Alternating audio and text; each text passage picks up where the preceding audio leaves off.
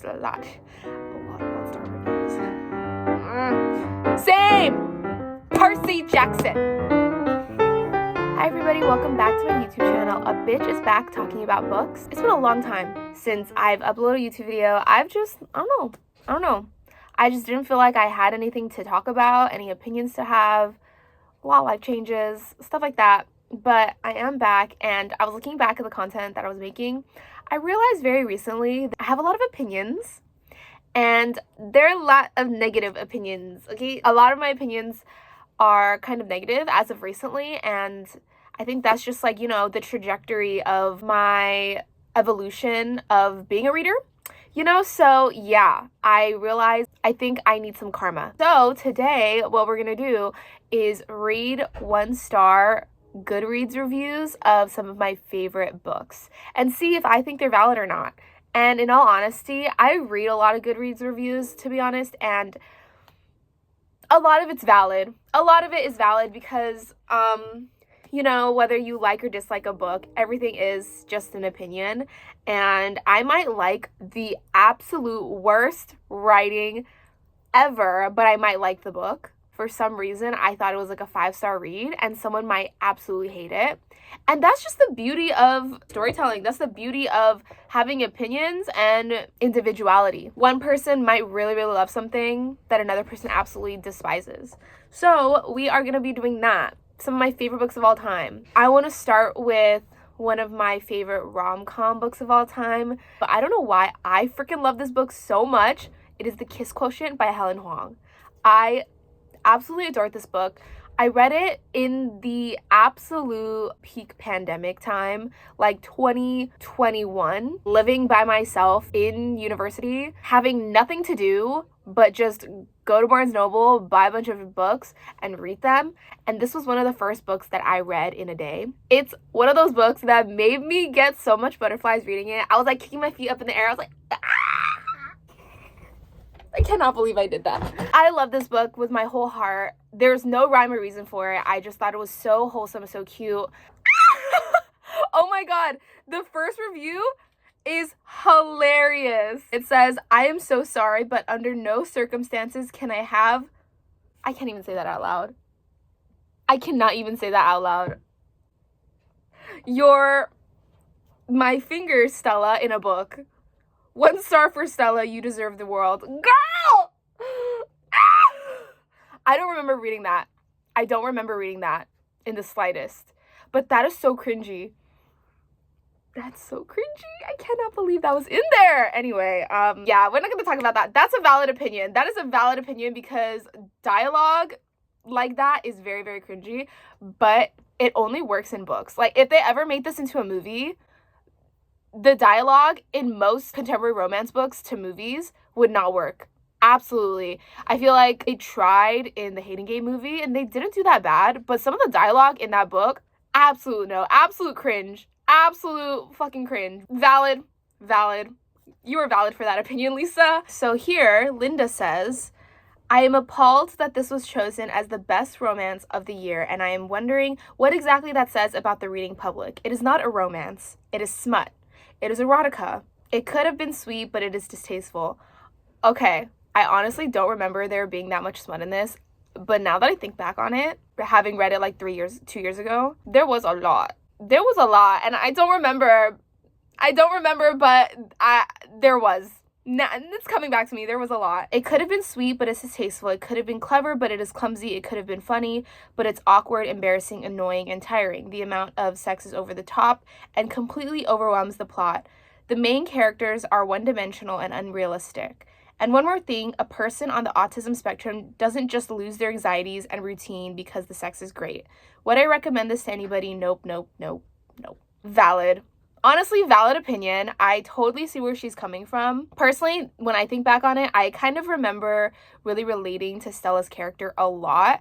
And from what I've been reading in a lot of these reviews, they're saying that like she is underdeveloped. She's just this perfect person. She has a career. She has this and that. The only thing that she's missing is like a boyfriend or whatever, that her parents are trying to push her to have one. I don't know why, I just personally related to Stella a lot in this book, and like all of the little insecurities that she has about herself, her body, her relationships with other people.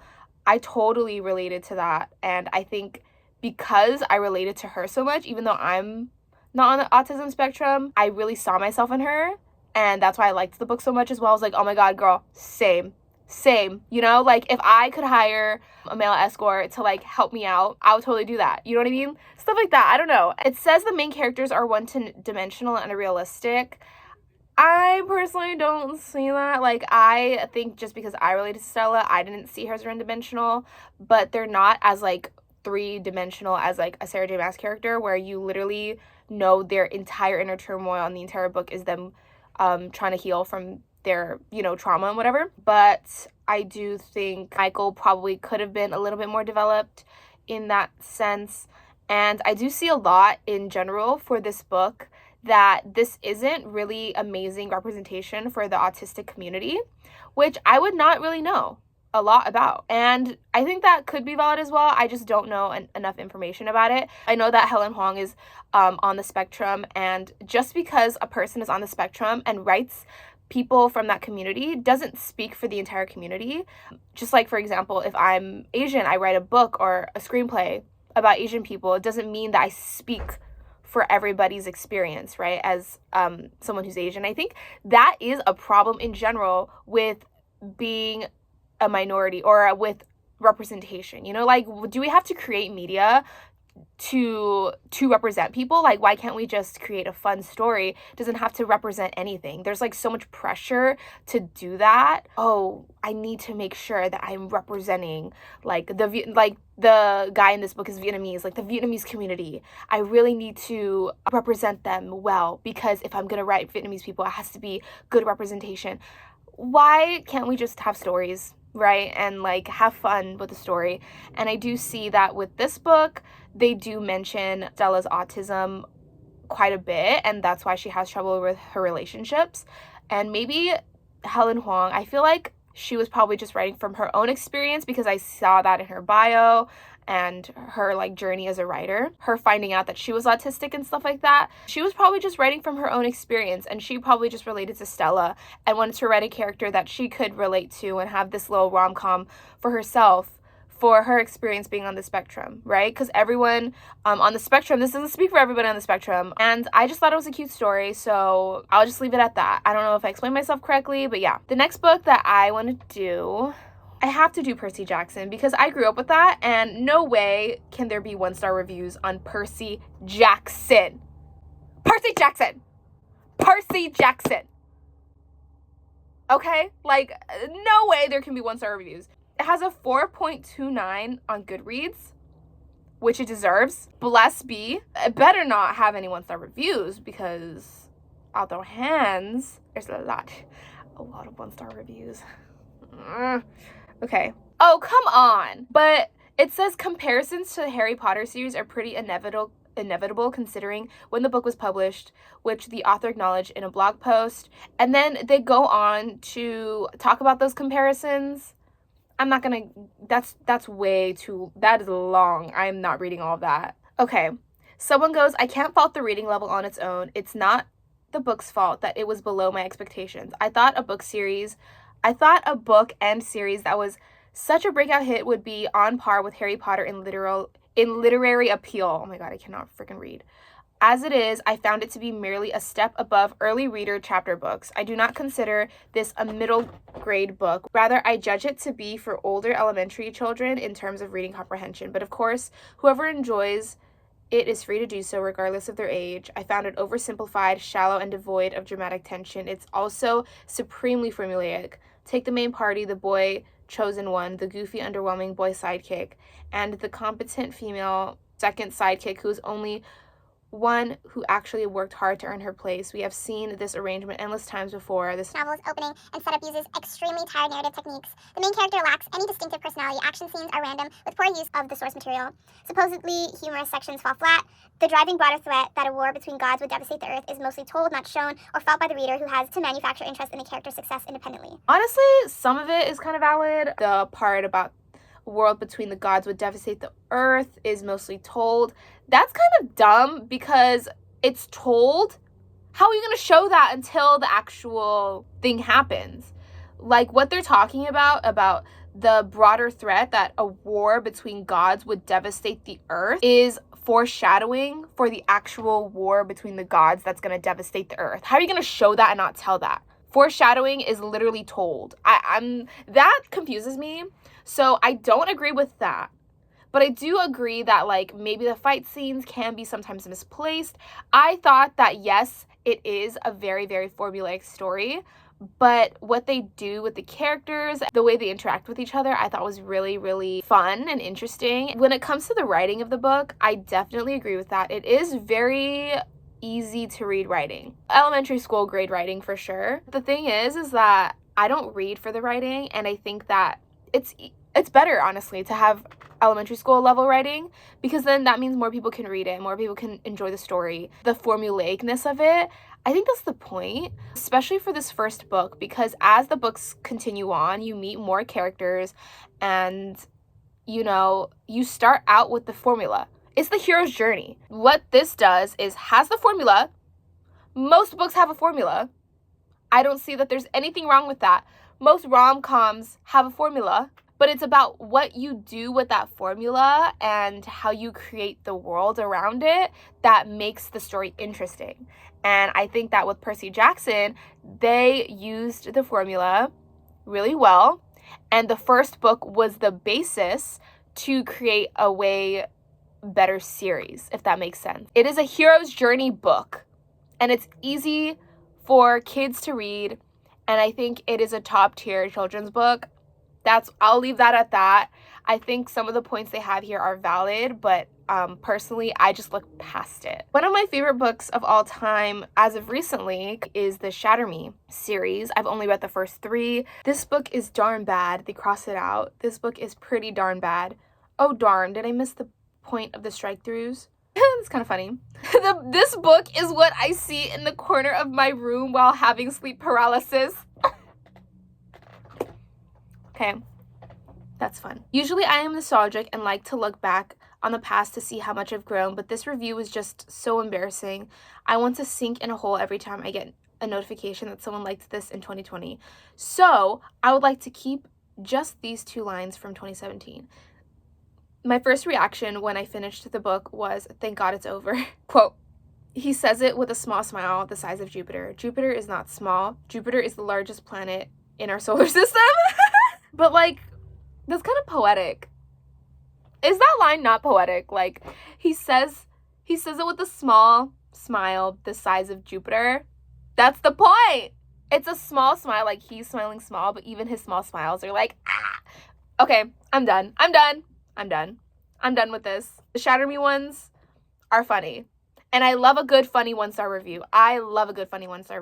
Know that Ugly Love has funny as fuck 1-star reviews. One of them just says, fuck you, Miles. Same. There's better writing on the walls of my high school toilet. Why is that so funny? Wait, okay, I'm just reading reviews now. Fuck this, because this is so funny. In those 6 whole years, he never thought about going to therapy? Bitch, this is what I fucking thought the whole time I was reading this book. Like, he could have just gone to fucking therapy. This one's for all the I can fix him girlies out there. Not me. Y'all stay safe, though. Perfect for fans of Life with Derek or Brandon and Kelly from the Fosters. This book is my 13th reason. Yeah. Wow, I literally cried, ellipses, from the horrible writing. Okay.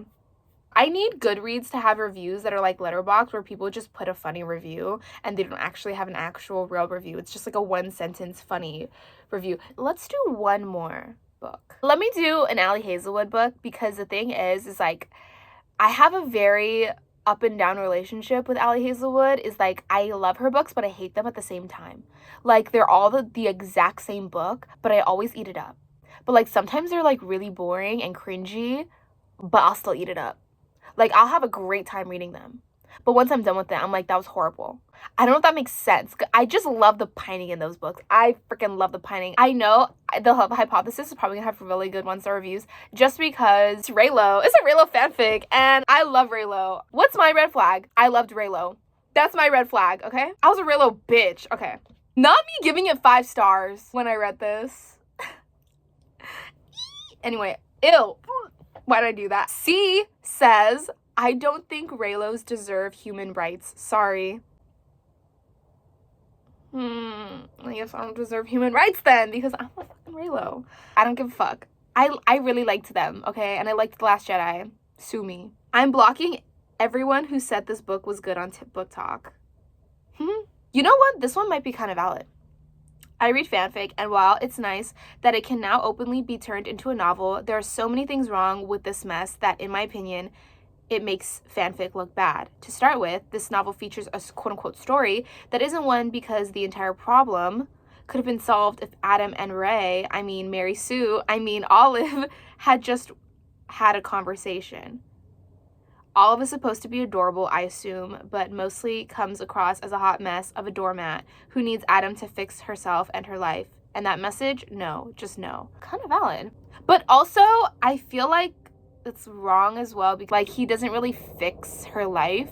The only thing he really did was defend her at the 3rd act conflict with Draco Malfoy looking head ass. Anyway, Adam, number 3, Adam, really? I suppose there's something to be said for acknowledging that this is a fanfic about Adam Driver, but it's, well, more than a little weird to be paying to read such a thinly designed fever sex dream.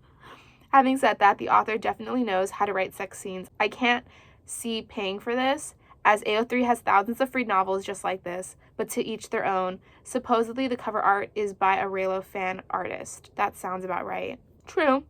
I forgot that this was a quote in the book. He could fit. I'm not gonna say it. I'm just gonna put it up on the screen, and I totally forgot this was a quote in the book, but it's so funny. Very chaotic video. I just want to end the video by saying, let me know if you find what books have really good 1-star reviews and I'll react to them. I might not be posting on YouTube for a while because I will not be in the country for the next month. I will be out of the country. I don't know if I have access to computer, to internet, to editing software, but I will do my best. So I might not be able to post for a month after this. So I wanted to put up a video right before I left so that I had something up before I go. And I'm thinking of maybe doing like shorts if it's possible on my phone or something. Yeah, I just wanted to let y'all know that. Maybe learn how to do shorts, and if you're interested in watching shorts, I've never done them. Let me know if you watched them and suggestions for that. But this might be my last video just for like a while. 5 weeks. But that's not a promise too. Like, I'm gonna try my best to post a video. That's kind of where things are at. I just won't be in the country for a long ass time. So yeah, thank you so much for watching this video. I know like my content right now has just been like really up and down. I've just been really kind of unmotivated to read and post content, but I'm trying to get better, and I do this for fun, and this is fun for me, and I appreciate all of you guys for being here with me and stuff like that. So yeah, thank you so much for watching, and I will catch you in the next one hopefully soon.